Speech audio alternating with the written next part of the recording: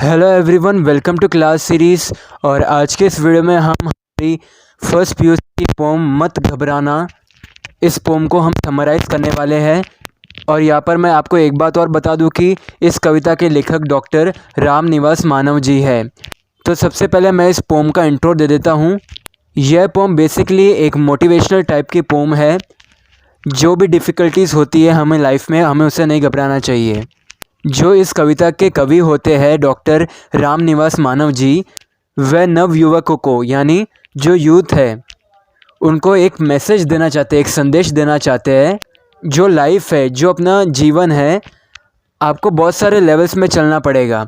और उन सब लेवल्स में, उन सब रास्ते में, उन सब रोड में आपको बहुत सारी प्रॉब्लम्स दिखेगी, बहुत सारी चीज़ें आपको काम करने के लिए रोकेगी।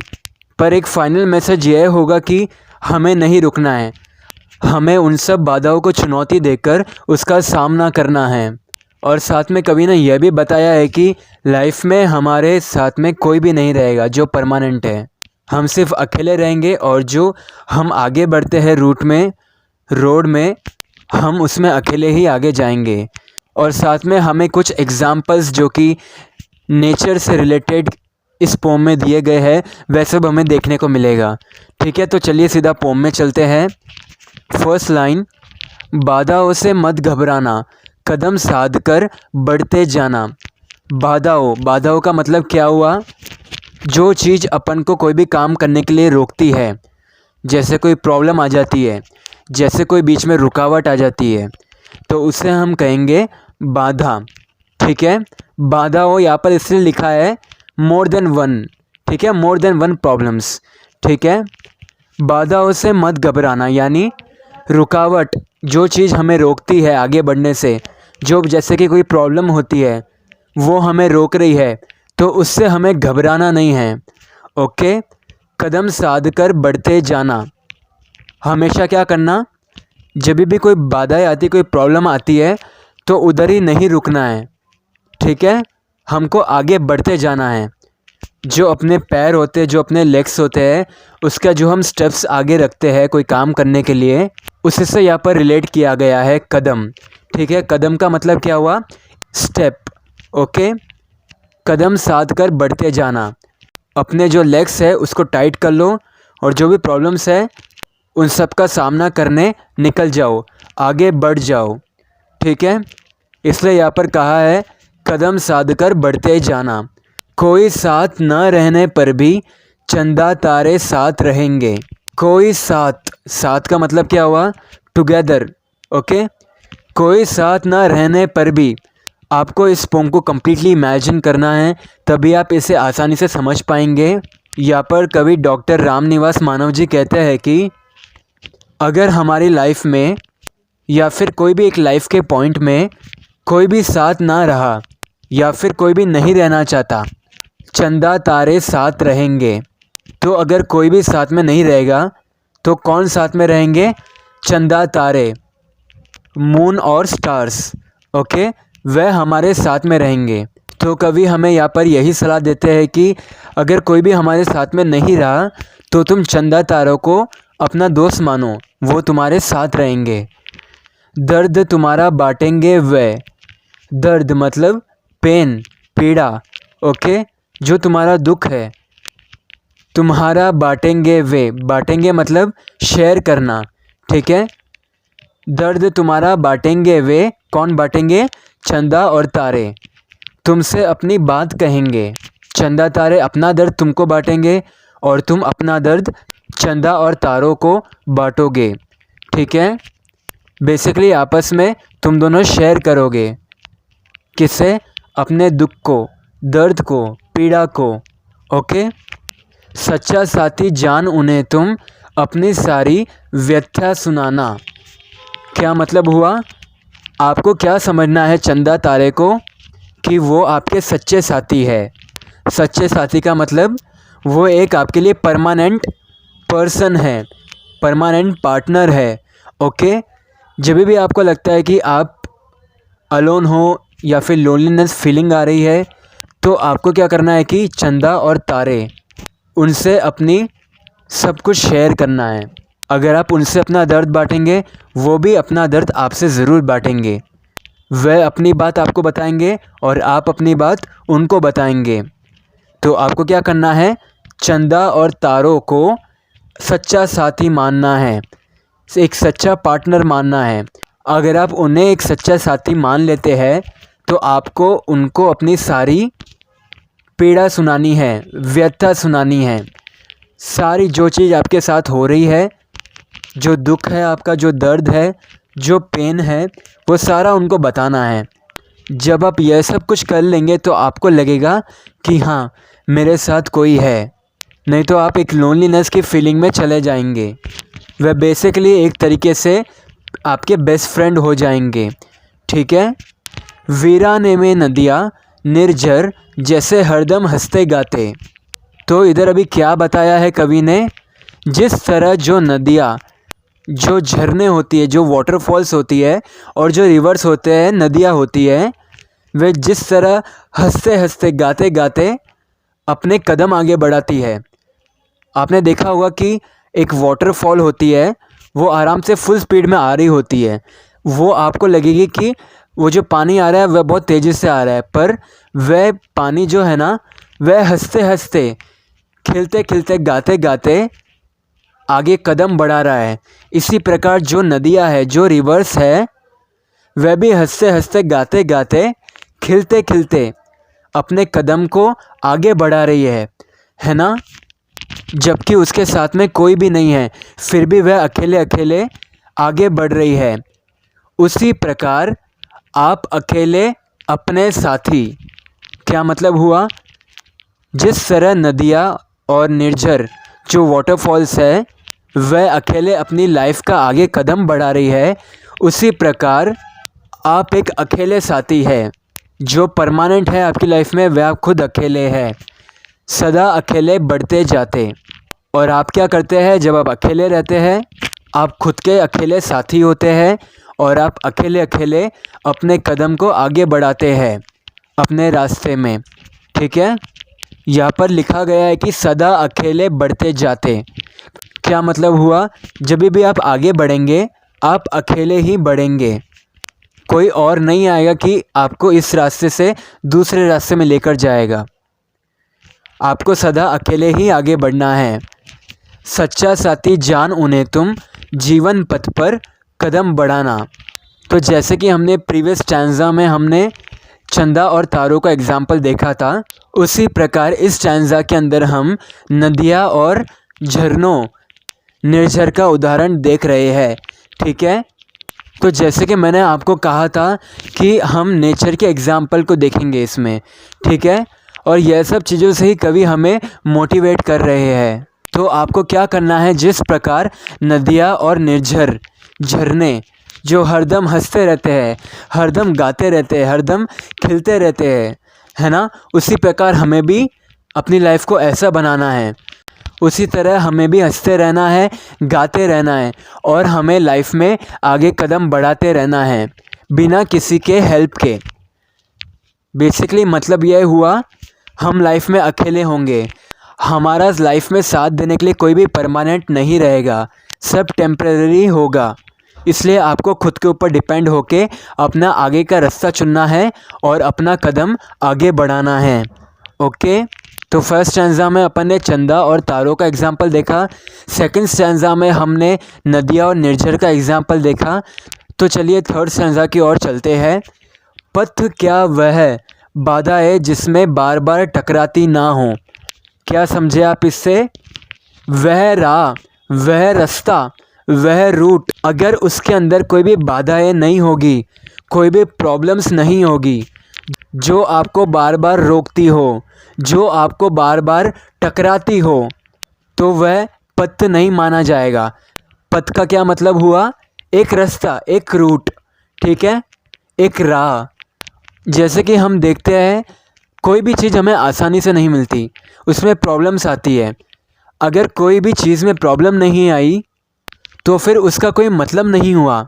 जैसे आप अभी स्कूल या फिर कॉलेज में हैं, बीच में अगर एग्ज़ाम्स नहीं आते आपके, तो क्या मज़ा फिर स्कूल जाने का। अगर टीचर आपको बीच बीच में खड़ा नहीं करती है, कभी पनिशमेंट नहीं मिलता है, तो क्या मज़ा स्कूल जाने का। तो उसी प्रकार जो भी आप काम करने जाते हैं, अगर बीच में बाधाएं नहीं आती, जो आपका रास्ता नहीं रोकती, तो उसका कुछ मज़ा नहीं आता है। क्योंकि अगर आप इन सब चीज़ों को फेस करेंगे तभी आप लाइफ के लेसन्स को सीखेंगे। आप समझ रहे हैं मेरी बात। और तितलियाँ रोक रास्ता राही को ललचाती ना हो। जो तितलियाँ होती है, जो बटरफ्लाइज होती है, वह एक राही यानी जो राह पर चलने वाला व्यक्ति होता है, उसको अगर वह रोक कर ललचाती ना हो, ललचाना मतलब लोभग्रस्त होना, उसको अट्रैक्ट नहीं करती हो। मैं इसे वापस समझाता हूँ। जो बटरफ्लाइज होती है, जो तितलियाँ होती है, वह एक राही को, राह पर चलने वाले व्यक्ति को रोकती नहीं हो, उसे अट्रैक्ट करके रोकती नहीं हो, ललचाती नहीं हो। अगर ऐसा कुछ नहीं हुआ तो फिर उसका कोई मतलब नहीं है, उसमें कोई प्रॉब्लम नहीं आ रही है। कुछ भी काम करें, आपको प्रॉब्लम्स, कठिनाइयाँ, दुख, दर्द, पेन कहीं ना कहीं आपको एक्सपीरियंस करना पड़ेगा और उसी से आप अपने लाइफ में सीखकर आगे बढ़ेंगे। ठीक है। पर तुम डरकर या ललचाकर बीच राह में मत रुक जाना। ठीक है। जैसे कि मैंने कहा था, प्रॉब्लम्स आती है, डिफ़िकल्टीज आती है, कठिनाइयाँ आती है, आपको दुख होता है, दर्द होता है, जो पत्थर होते हैं वे आपके राह रोकते हैं, कोई चीज़ आपको अट्रैक्ट कर देती है तो आप उधर ही रुक जाते हैं, आप अपनी लाइफ में आगे नहीं बढ़ पाते। तो यह सब चीज़ें आपको डिस्ट्रैक्ट करने के लिए आ रही है। आप समझ रहे हैं ना मेरी बात। यह सब चीज़ें आपके लाइफ के रास्ते को रोक रही है। वह एक चैलेंज के रूप में आई है। या तो आप उससे डरकर रुक जाएंगे या फिर उसका सामना करके आप अपने नेक्स्ट लेवल, जो कि सो कॉल इट एज, आप अपने नेक्स्ट रूट, नेक्स्ट रास्ते में निकल जाएंगे। तो इसलिए यहाँ पर कवि कहते हैं, पर तुम डर कर। तो क्या करना है आपको? आपको उन सब बाधाओं से डरना नहीं है बिल्कुल भी, या ललचा कर या डिस्ट्रैक्ट होकर बीच राह में मत रुक जाना। कोई भी चीज़ आ जाए, कितनी से कितनी बड़ी समस्या क्यों ना आ जाए, पर आपको बीच राह में, बीच रास्ते में, middle of the road, you don't have to stop. Okay. आपको रुकना नहीं है, आपको बस आगे बढ़ते जाना है। कुछ भी हो जाए, बस आपको आगे बढ़ना है। आपको एक ही चीज़ ध्यान रखनी है माइंड में, चाहे कुछ भी हो जाए, मुझे लाइफ में आगे बढ़ना है। ओके। तो चलिए इस पोम के लास्ट स्टैंजा में चलते हैं। मंजिल सदा उसी को मिलती, धीर वीर जो आगे बढ़ता जाता। क्या मतलब हुआ? मंजिल, मंजिल का मतलब क्या हुआ, आप क्या समझे? तो मंजिल का मतलब है डेस्टिनी, फाइनल डेस्टिनेशन। ठीक है। जब आप एक पॉइंट से दूसरे पॉइंट तक जाते हैं तो जो दूसरा पॉइंट होता है वह आपका फाइनल डेस्टिनेशन होता है। ओके। अब यहाँ पर मंजिल किस तरीके से बात की जा रही है? यह मंजिल लाइफ की मंजिल के बारे में बात कर रहे हैं। ओके। जो लाइफ की मंजिल है, जो लाइफ की डेस्टिनी है, बेसिकली जो डेस्टिनेशन है, वो सदा उसी को मिलती है जो धीर वीर आगे बढ़ता रहता है। क्या समझे? धीर वीर मतलब जो मुसीबतों का सामना करता है। धीर वीर वो होता है जो किससे डरता नहीं है, कितनी से कितनी बड़ी कठिनाई क्यों ना आ जाए, वह एकदम बहादुर होकर आगे बढ़ता जाता है। कांटों को भी फूल समझता। कौन कांटों को फूल समझता है? धीर वीर। तो यहाँ पर मैं दो तरीके के एग्जाम्पल को रिलेट करूँगा इसी लाइन में, थर्ड लाइन में, जो कि है कांटों को भी फूल समझता। कांटों को मैं प्रॉब्लम्स से रिलेट करूँगा। फूल, फूल का मतलब तो फ्लावर होता है, आप सबको पता है ना। पर यहाँ पर फूल को मैं किससे रिलेट करूँगा? जिधर कोई भी डिफ़िकल्टीज ना हो, जिधर सब कुछ आराम से होता हो, जिस तरह फूल खिलते हैं, जहाँ पर एकदम हंसी रहती है, खिलखिलाता आसमान रहता है, सब लोग हंसते रहते हैं, गाते रहते हैं, इसी प्रकार। तो आपको ये थर्ड लाइन से क्या समझ में आता है? कांटों को भी फूल समझता, यानी जो प्रॉब्लम्स होती है, जो कठिनाइयाँ होती है, जब एक व्यक्ति कोई चीज़ से गुज़र रहा होता है उसमें जो उसको प्रॉब्लम मिलती है वह उस प्रॉब्लम को भी प्रॉब्लम नहीं समझता है, बल्कि वह क्या समझता है, एक चैलेंज समझता है उसको कि भाई यह कुछ भी नहीं है, यह तो छोटी मोटी चीज़ है, ऐसी चीज़ें तो बहुत आएगी, मुझे इससे डरना नहीं है, मुझे इसका सामना करना है।